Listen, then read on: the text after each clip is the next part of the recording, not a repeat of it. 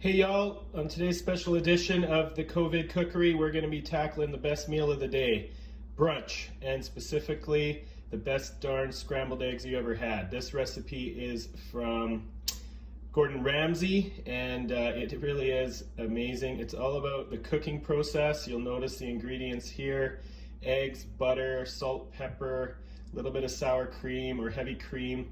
All pretty simple. It's really about the technique. If we do it nice and slow and don't let the eggs get too hot, they're going to be so creamy, almost like an egg mousse, and you won't believe how good they taste. So here we go. First step is going to be to throw in some of this butter. Get a nice dollop of butter in there, get it browning up. Browning your butter is key. It gives it a sweet, nutty flavor that you don't get if you don't get it a chance to brown a tiny little bit. One super important thing about this recipe is we will be salting it, but we're going to be salting it after, because if you add the salt early to the eggs, it separates the water out of the egg. Salt is usually an emulsifier, but in this case it actually separates the fat from the water, and that results in less than creamy eggs. So once we got that butter nice and browned, we're gonna hit it with some sweet old, plain old, white old eggs. You may notice I didn't mix the eggs outside of the pot. You wanna put them just in the pot and stir them in there. No need to beat them on the outside of the pot. Trying to think of an analogy here, but it's almost like making porridge and trying to keep it from burning to the bottom. You'll notice almost right away, my heat got a little high. This is the key thing you want to avoid, is not getting your eggs to those firm chunks that you're used to having. We're just going to bring the whole egg mixture up to temperature gradually. You'll notice my heat is super low. 100%, this takes more time than making normal scrambled eggs, but who doesn't have a little bit extra time right now anyway? So get your heat kind of in the sweet spot. Best to use a heavy bottom pan. I've got a copper bottom pan here, which helps spread out the heat, and just keep an eye on it. Just constantly stirring, no salt, any seasoning in there yet. It's almost like we're working to make an egg soup.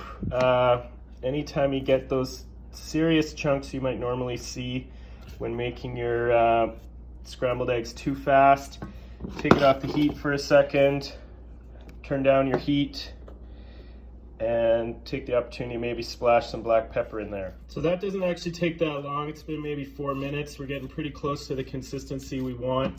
The one thing you noticed is our buddy the spatula hasn't stopped doing his work. It's constantly stirring.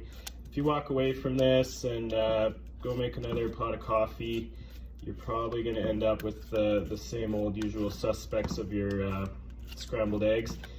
By cooking slow like this, we prevent most of the moisture from escaping. We keep the water in there. Everything's going to be a little bit, sort of runnier, you might say, or moister than, can you say the M word on television? Than normal, but that's what's all the magic. So just toast your bagel a little bit extra so it can stand up to the moisture. Now we're pretty much done. I might even let it go a tiny bit longer. If you're getting to the edge where it feels like it might overcook, that's when you bring in your nice cold sour cream or double cream. This will give it some tang, number one, but number two, it'll help drop the temperature, shock it, to keep it from cooking any longer than you want. And trust me, while it's just 4 humble eggs and a little bit of butter and a little bit of cream, this stuff is phenomenal. We can hit it now with a bit of salt and enjoy. Hope you're all doing well. Keep cooking. So there's the super duper eggs all plated up. A little bit of hot sauce, a little bit of cheddar cheese. Keep my dessert bagel on the side with a little bit of honey, maybe accidentally on purpose, a little bit on the eggs. Tasty.